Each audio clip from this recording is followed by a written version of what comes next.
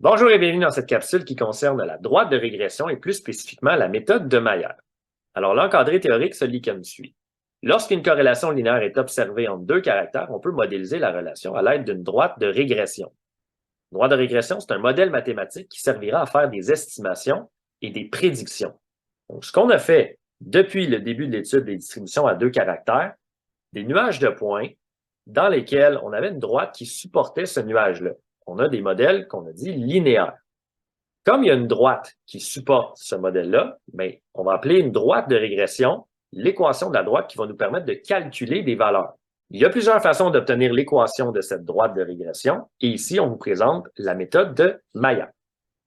Allons-y tout de suite avec un exemple. Afin d'étudier les mouvements effectués par ces bagagistes, les responsables d'un hôtel ont demandé de noter la masse des valises transportées jusqu'à la chambre de leurs clients. Ainsi, ils ont dressé le tableau ci-contre. Et là, on a un tableau dans lequel on a une série de nombre de valises transportées ainsi que la masse associée à ce nombre de valises-là, la masse totale.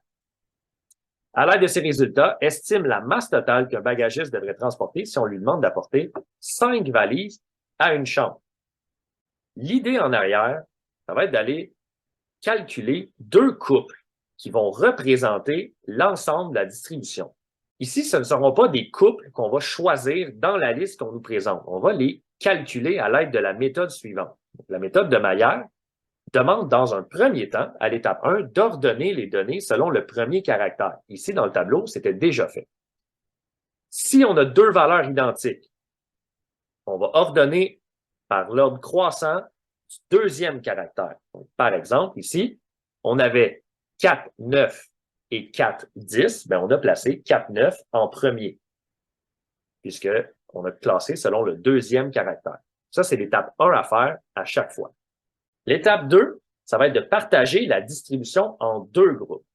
Ici, on a 8 données. Les 4 premières données sont associées au premier groupe et les 4 suivantes, les 4 dernières, au deuxième groupe. L'idée, ça va être de trouver un couple qui va bien représenter la première moitié de la distribution et un autre couple qui va représenter la deuxième moitié de la distribution. Si jamais on obtient un nombre de données impair, donc c'est ce qu'on vous présente à la fin ici. Si le nombre de données est impair, la donnée qui représente la médiane est placée dans les deux groupes. Donc, on va donner la médiane au premier et au deuxième groupe. Mais ici, ce n'est pas le cas, on en a 8. Et ce qu'on fera pour trouver les couples qui vont représenter chacune des moitiés de distribution, bien, ce sont des moyennes. Donc, ce qu'on va faire, c'est qu'on va venir calculer la moyenne des X du premier groupe, la moyenne des Y du premier groupe, la moyenne des X du deuxième groupe, la moyenne des Y du deuxième groupe. À la suite de ces calculs-là, on aura deux couples qui vont représenter la distribution. On veut calculer la moyenne des X du premier groupe. Donc, on va additionner l'ensemble des valeurs. On a déjà commencé. 2 plus 4 plus 4 plus 6. Et on obtient 16 comme somme. 16 divisé par 4, on obtient 4. Donc, la première valeur qu'on va retenir, c'est 4 pour le X du premier couple. On fait la même chose, mais en Y. Donc, 5 plus 9 plus 10 plus 12.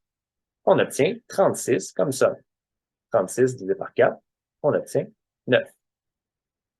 On fait exactement le même processus, mais pour la deuxième moitié de la distribution. On additionne 6 plus 7 plus 8 plus 11, on obtient 32 et on divise en 4 données, ce qui va nous donner 8. En Y, 13 plus 15 plus 18 plus 22, on obtient 68, qu'on divise en 4 et on obtient 17. Maintenant qu'on a nos deux couples, donc le premier couple représente le point 1 qui est à l'étape 4, point 1, 4, 9, le deuxième point, 8, 17. Donc, on les écrit juste ici. Et c'est à l'aide de ces deux couples seulement qu'on calcule l'équation de la droite de régression. Une fois qu'on a choisi les couples qui représentent la distribution, c'est seulement avec ceux-là qu'on travaille. On vient calculer la pente et la valeur initiale, comme on l'a fait précédemment. La pente, Y2 moins Y1, 17 moins 9, sur X2, 8, moins X1, 4. On obtient 8, 17 moins 9, et 4 pour 8 moins 4, qui donne un taux de variation pour une pente de 2. Pour la valeur initiale, on peut choisir l'un ou l'autre des deux couples calculer. Je choisirai le premier dans ce cas-ci. 9 pour Y, 2 fois 4. 2 fois 4 qui donne 8. 9 de l'autre côté.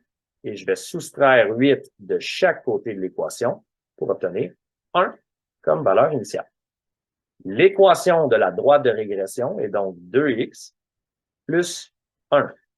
C'est cette équation que je vais pouvoir utiliser pour effectuer des prédictions. La question, c'était de savoir quelle va être la masse totale pour transporter 5 valises.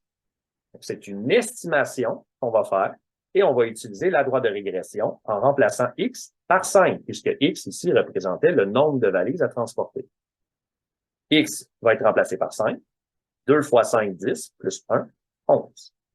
On peut donc estimer que la masse totale pour transporter 5 valises va être de 11 kg. Voilà, on se retrouve dans l'exemple 2.